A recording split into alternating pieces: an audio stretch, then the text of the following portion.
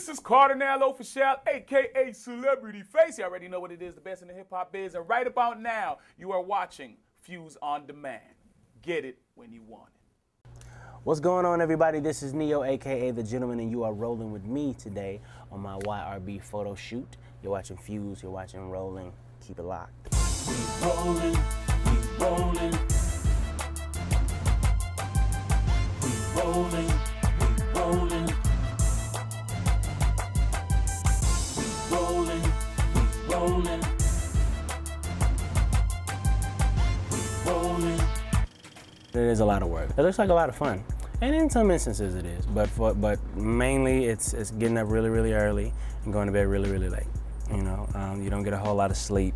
Your diet falls off. You don't get to eat what you're supposed to eat. You got to eat whatever's around, you know, because you've been up all day, moving around, taking pictures, signing autographs. Now, you would think taking pictures and signing autographs would be easy, but if you take 1,000,000 pictures and you sign 1,000,000 autographs, my hand literally can sign my autograph and I don't even have to be awake. It'll do it by itself. Next.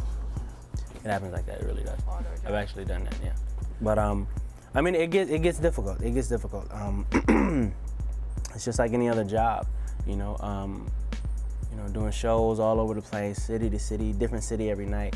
It gets a little difficult. When I first started doing music, it was strictly for me. Like, none of my friends knew. My family knew, but there was my family. You know, like, my mom is the reason that I do music. It was when I did a talent show at my high school. It was my goal in doing this talent show was to really just get up there and make a fool of myself, because I went to performing arts high school. So this talent show was the world to everybody, and I was that kid like, it's just a talent show, really calm down, you know. So I was like, you know what, I'm gonna get up here and I'm gonna just act stupid. But I got up on stage and I remember I sang Boyz II Men's End of the Road, and I kind of got caught up in the moment and I just sang the song. And I remember everybody, like, when I was done, there was no applause. Like, everybody was just like, because nobody had any idea that I could do it, that I could do that. So that was when I thought, okay, maybe I might have something in there, you know.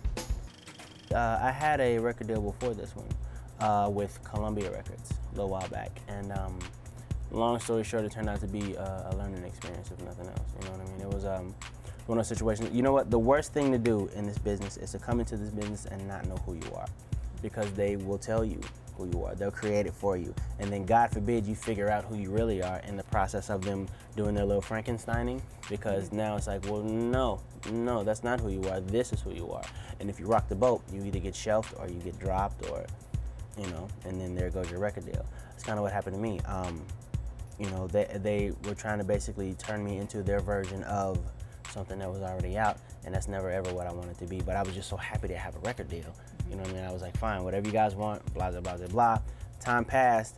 I figured out that that's not what I wanted to do. Went to them like, you know what, I know the album's supposed to be finished and everything, but I really think I should record some more records, just some more stuff that really tells people who I am. And they were like, well, no. And I was like, well, then I'm not doing anything. And they were like, all right, you're not doing anything? You're not doing anything. Shelf. And I sat on the shelf at Columbia Records for 2 years. That whole situation, once I got out of that deal, just really left a negative vibe on the whole being an artist thing. So I was like, if that's what it is to be an artist, not for me. So I started focusing solely on songwriting, writing for other people. That's when the Mario song happened and a couple others. And actually, the artist thing this time around kind of fell in my lap. See, what it is I do, I'll write the song, I'll sing a reference demo of it, and then we'll send the song out to different labels. You know, okay, this label has this artist and they want these 5 songs or whatever the case may be. So we were in New York shopping music around. The producer I was with gets a phone call from a friend that he grew up with, whatever, haven't seen each other in years. This friend just happened to work in the Def Jam building. So we went to Def Jam, not for music, just so that these two could get reacquainted. By the time we left Def Jam, I had a record deal.